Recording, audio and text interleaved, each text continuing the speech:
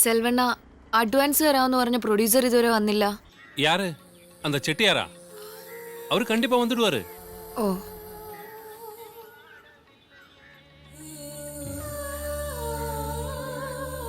என்னாச்சுங்க?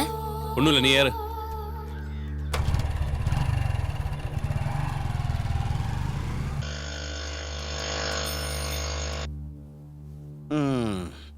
ഈ ചെട്ടിയാർ സാറിന്റെ പടത്തിൽ ആദ്യമായിട്ട് അഭിനയിക്കാൻ കിട്ടുന്നത് നിന്റെ ഭാഗ്യവണ്ണേ. സാറൊന്ന് കരിഞ്ഞ ആ നീ നാളെ സൗത്ത് ഇന്ത്യയിലെ നമ്പർ 1 സെക്സ് ബോംബാ.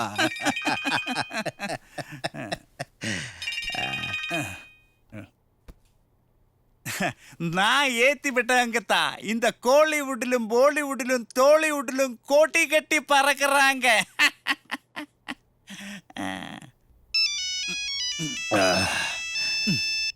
ദേ വിളിക്കുന്നു നിഷ. Hello madam. ആ കുമാരെ, ചെട്ടിയാർ സാർ അഡ്വാൻസുമായിട്ട് ആളെ വിടാന്ന് പറഞ്ഞിരുന്നു. പക്ഷെ ആരും കണ്ടില്ല. സാറ് ഫോൺ വിളിച്ചിട്ട് എടുക്കുന്നില്ല. അയ്യോ, ഇതുവരെ എത്തിയില്ലേ? ഞാനൊന്ന് സാറിനെ വിളിച്ചിട്ട് ഇപ്പൊ അങ്ങോട്ട് തിരിച്ചു വിളിക്കാൻ പറയാം.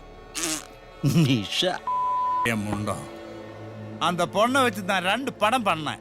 எந்த அட்ஜஸ்ட்மெண்ட்டுக்கு நிற்காம அவ 2 படத்துல என்ன ஏமாத்திட்டேன். காசும் அதிகமா വാങ്ങിട്ടேன்.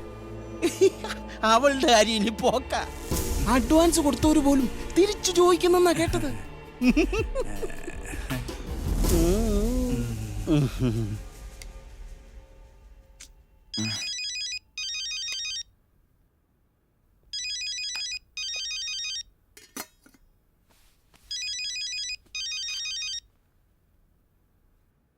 ഹലോ ഹലോ നിജീബേ. ഇക്ക, നിങ്ങള് ഇപ്പൊ എവിടെന്നാ? ഞാൻ നാട്ടീന്നാ.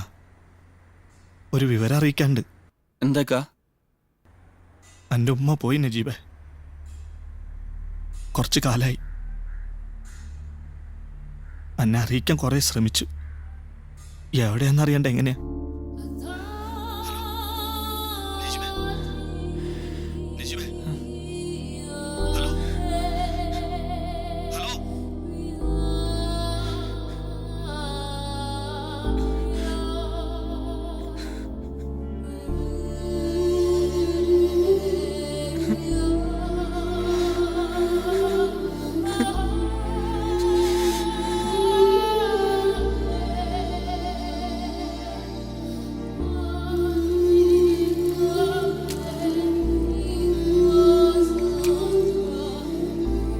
സാവിത്രി, അത്യാവശ്യമായിട്ട് ഹോസ്പിറ്റലിൽ വരെ ഒന്ന് പോകണം. എനിക്ക് വയറ്റിലുണ്ടോന്നൊരു സംശയം. നമുക്കിത് വേണ്ട.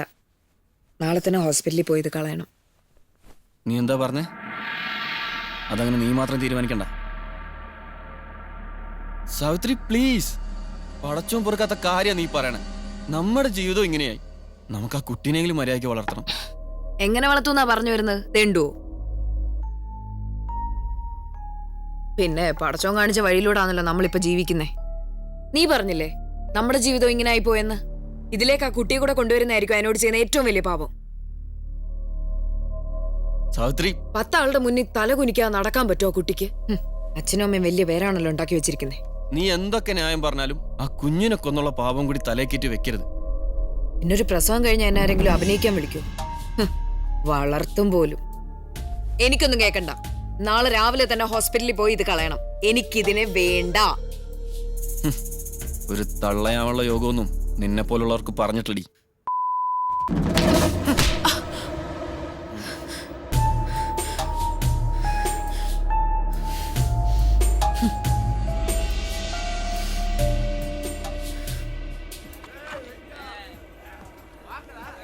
ഒരു 30. അവനെ മനസ്സിലായോ? ആരാ? പുതുവസന്തത്തിലെ നായകൻ. ഓ, നിഷയുടെ. ഒന്ന് മുട്ടിയാലോ?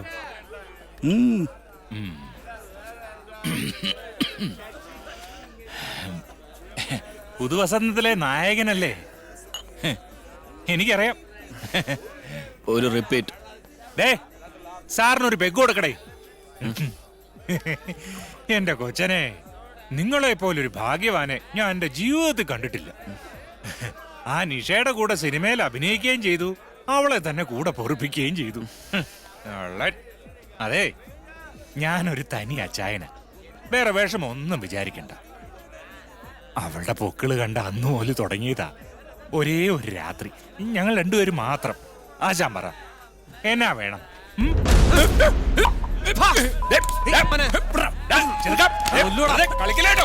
എന്റെ വീട്ടിൽ ചെന്ന് ചോദിക്കണം. സണ്ണി, അടിയടാ അവനെ. തീർത്തുതരാം നിന്റെ അടിയടാ. കഴപ്പ്.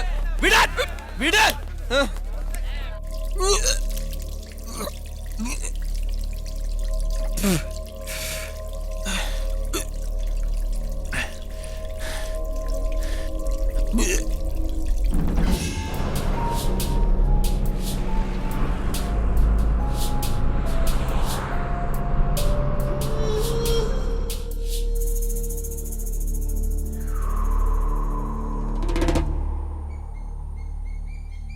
എന്ത് കോലാണ്ടത്? നല്ല യാത്രാക്ഷീണുണ്ട്.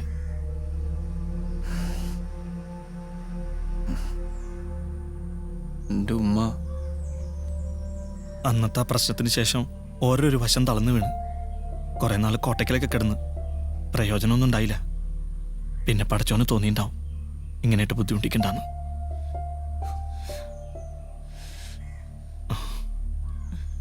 നാട്ടുകാരും പള്ളിക്കാരൊക്കെ മൂസാജിനെ ഒറ്റപ്പെടുത്തി.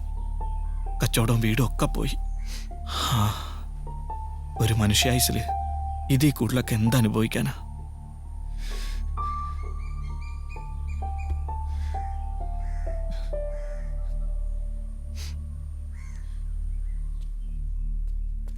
നിങ്ങളുടെ വിശേഷങ്ങൾ എന്തൊക്കെയാ?